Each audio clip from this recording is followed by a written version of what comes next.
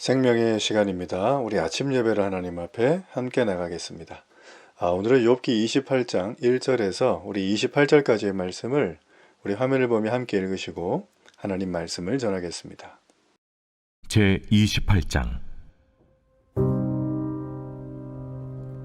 은이 나는 곳이 있고 금을 재련하는 곳이 있으며 철은 흙에서 캐내고 동은 돌에서 녹여 얻느니라. 사람은 어둠을 뚫고 모든 것을 끝까지 탐지하여 어둠과 죽음의 그늘에 있는 광석도 탐지하되, 그는 사람이 사는 곳에서 멀리 떠나 갱도를 깊이 뚫고 발길이 닿지 않는 곳, 사람이 없는 곳에 매달려 흔들리느니라. 음식은 땅으로부터 나오나 그 밑은 불처럼 변하였도다. 그 돌에는 청옥이 있고 사금도 있으며 그 길은 솔개도 알지 못하고 매의 눈도 보지 못하며 용맹스러운 짐승도 밟지 못하였고 사나운 사자도 그리로 지나가지 못하였느니라. 사람이 굳은 바위에 손을 대고 산을 뿌리까지 뒤엎으며 반석에 수로를 터서 각종 보물을 눈으로 발견하고 누수를 막아 스며나가지 않게 하고 감춰져 있던 것을 밝은 대로 끌어내느니라. 그러나 지혜는 어디서 얻으며 명철이 있는 곳은 어디인고? 그 길을 사람이 알지 못하나니 사람 사는 땅에서는 찾을 수 없구나. 깊은 물이 이르기를 내 속에 있지 아니하다 하며 바다가 이르기를 나와 함께 있지 아니하다 하느니라. 순금으로도 바꿀 수 없고 은을 달아도 그 값을 당하지 못하리니 오빌의 금이나 귀한 청옥수나 남보석으로도 그 값을 당하지 못하겠고 황금이나 수정이라도 비교할 수 없고 정금 장식품으로도 바꿀 수 없으며 진주와 벽옥으로도 비길 수 없나니 지혜의 값은 산호보다 귀하구나. 구스의 황옥으로도 비교할 수 없고 순금으로도 그 값을 헤아리지 못하리라. 그런즉 지혜는 어디서며 명철이 머무는 것은 어디인고? 모든 생물의 눈에 숨겨졌고 공중의 새에게 가려졌으며 멸망과 사망도 이르기를 우리가 귀로 그 소문은 들었다 하느니라. 하나님이 그 길을 아시며 있는 곳을 아시나니 이는 그가 땅 끝까지 감찰하시며 온 천하를 살피시며 바람의 무게를 정하시며 물의 분량을 정하시며 비 내리는 법칙을 정하시고 비구름의 길과 우레의 법칙을 만드셨습니다. 그때 그가 보시고 선포하시며 굳게 세우시며 탐구하셨고 또 사람에게 말씀하셨도다. 보라, 주를 경외함이 지혜요 악을 떠남이 명철이니라.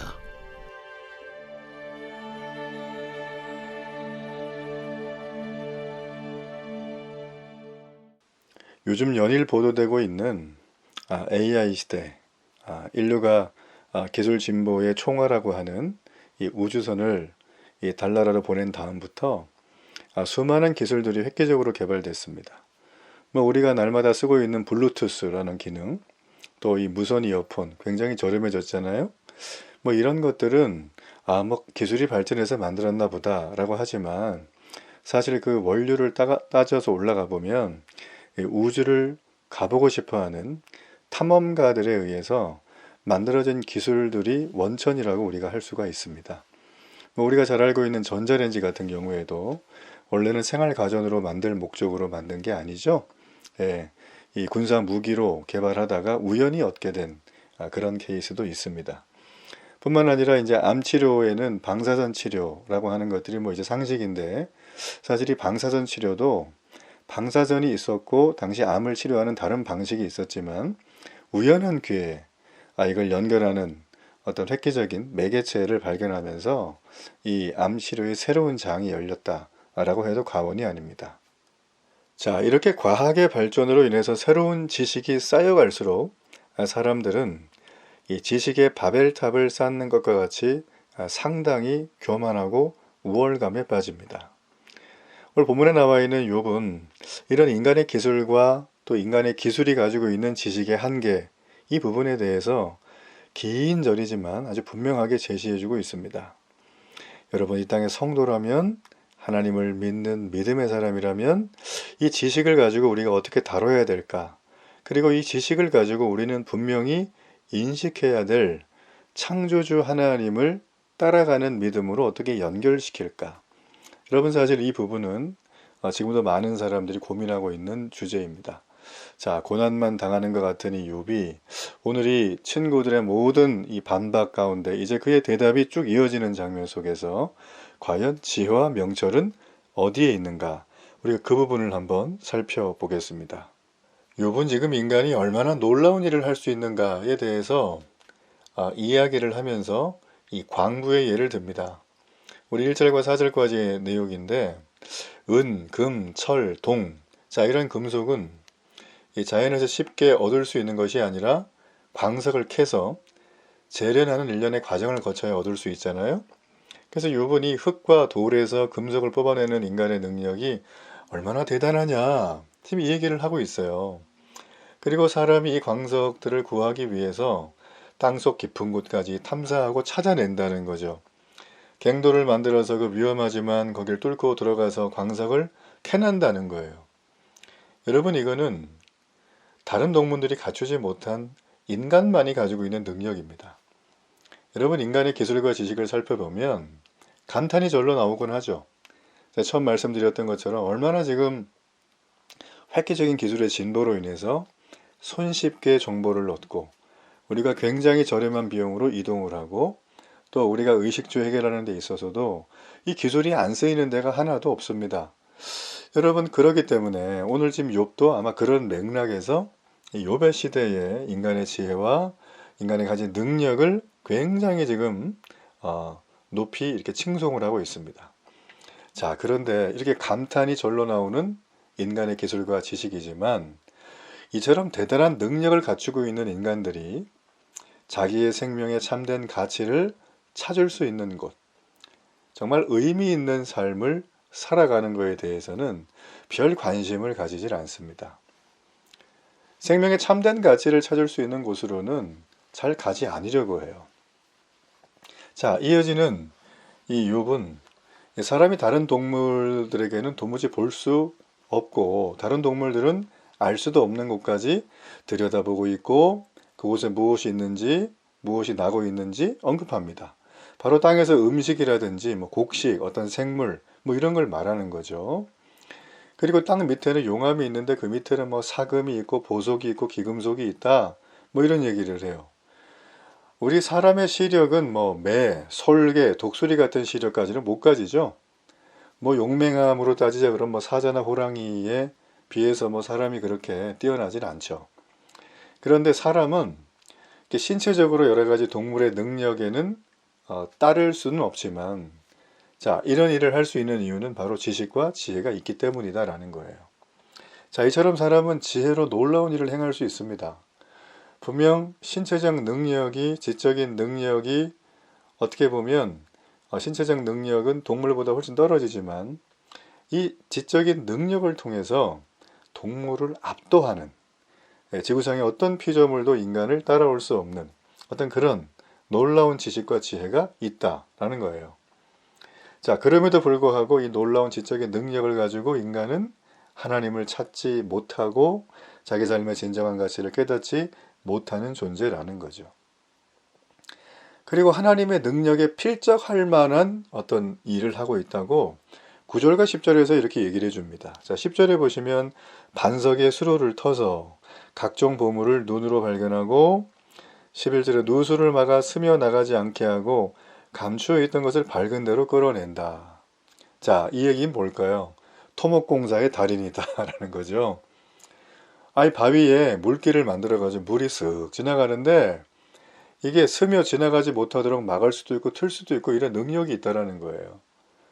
자, 여러분, 이거는 어째 보면 하나님의 권능에는 미치지 못하죠. 하나님은 nothing에서 만드신 분인데, 인간은 있는 걸 가지고 물과 땅의 경계를 만들고 또 온 세상을 이렇게 감찰하시는, 어찌 보면 하나님의 능력을 좀 이렇게 벤치마킹한 요 정도의 능력은 가지고 있다, 피조물 중에.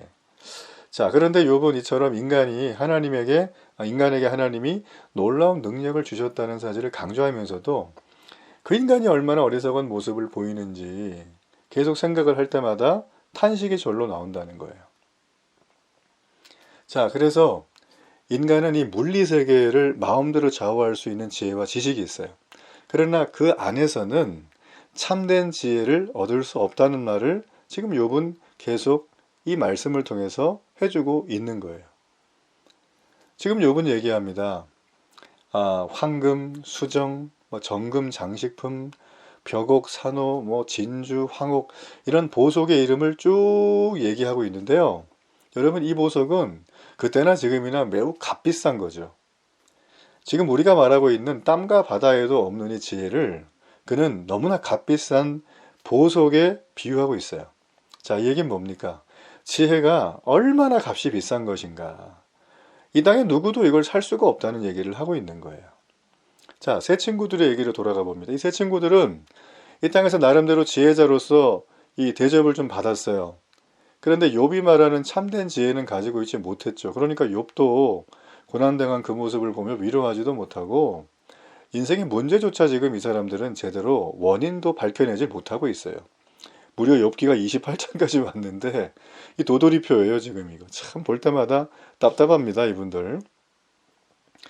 지금 우리 시대에는 어떻습니까? 지금 욥이 말하고 있는, 아니 지혜를 아무리 찾아도 없는 거예요. 지혜는 어디서 오는가? 또 명철은 어디에 머무는가? 이제 20절에서 그 얘기를 하고 있거든요. 여러분, 사실 우리가 이 28장의 내용을 쭉 읽어보면 맞아, 그래, 인간이 다 해. 여러분, 그런데 인간이 다 하는 것처럼 보이지만 하나님이 이미 정하신 거죠. 그러니까 욥이 말하는 핵심은 무엇이냐면 이 모든 걸 지식도 가지고 있고 지혜에 근접해 있는 인간이 할 수 있지만 정말 중요한 거, 참된 지혜와 지식의 근원이신 하나님을 경외하지 않으면 이 모든 건 지혜가 아니라 한낱 학습의 수단 정도밖에 되지 않는다라는 거예요. 여러분, 그러므로 지혜는 무엇입니까? 하나님이 사람에게 주 하나님을 경외하는 것이 지혜의 근본이라고 말했던 잠언의 말씀을 떠올리게 합니다. 명철은 무엇일까요? 명철은 악에서 떠나는 거예요. 죄를 안 짓는 상태가 아니라 죄와 피 흘려 싸워 이기까지 하겠다고 하는 내 신앙의 순수한 의지의 실천. 여러분, 이게 바로 명철이에요. 여러분, 그러므로 죄짐은 회개하면 되지 이러지 마세요. 회개하면 문자대로 용서받을 수 있다 없다, 여러분 그거 가지고 논할 필요도 없습니다.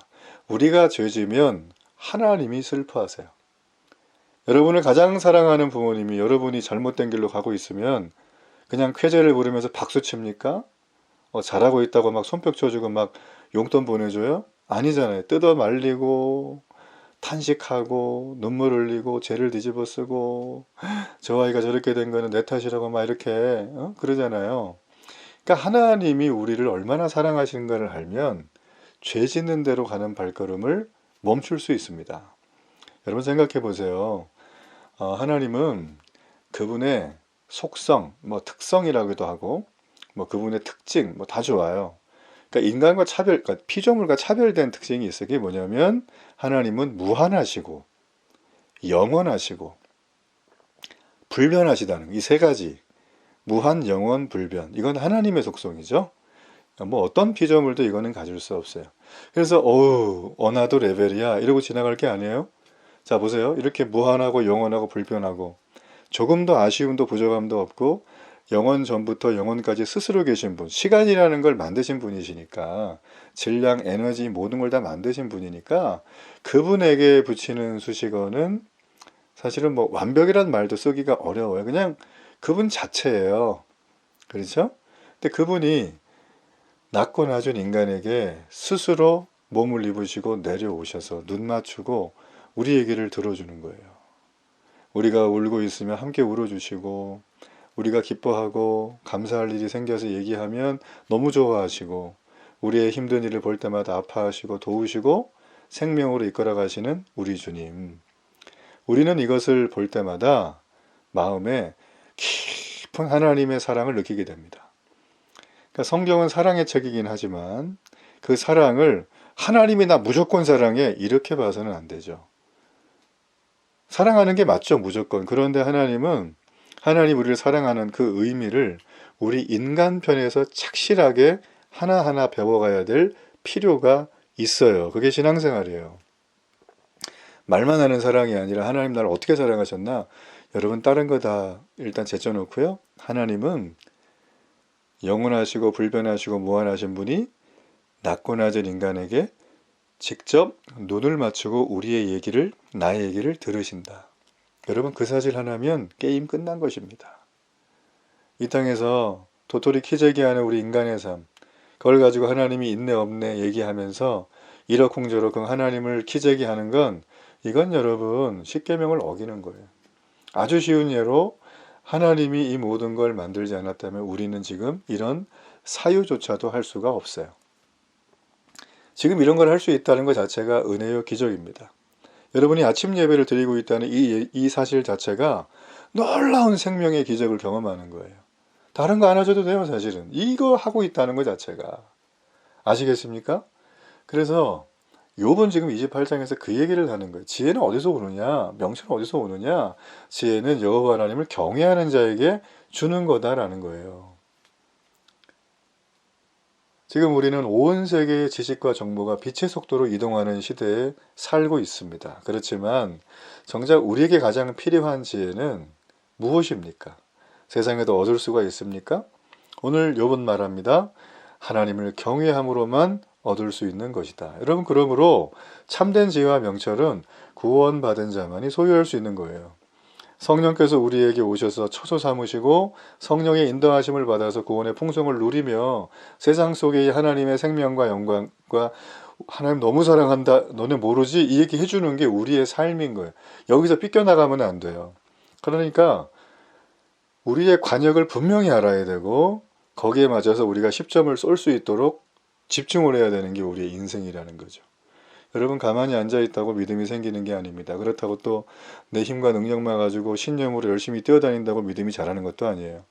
우리는 분명한 관역을 향해서 분명하고 연습받고 훈련된 정말 하나님 주시는 고도의 믿음을 가지고 나가야 되는 존재들입니다. 오늘 욥은 친구들에게 그 얘기를 하면서 친구들을 완전히 지금 묵사발을 내고 있죠. 우리는 이런 시대에 부름받은 이 그리스도인이라는 것에 대해서 감격하고 기뻐해야 됩니다. 우리 그런 은혜를 만끽한 하루가 되기를 바랍니다. 우리 결단의 기도를 드립니다. 살아계신 하나님, 오늘도 이 놀라운 감격으로 승리하게 하여 주옵소서. 예수님 이름으로 기도합니다. 아멘.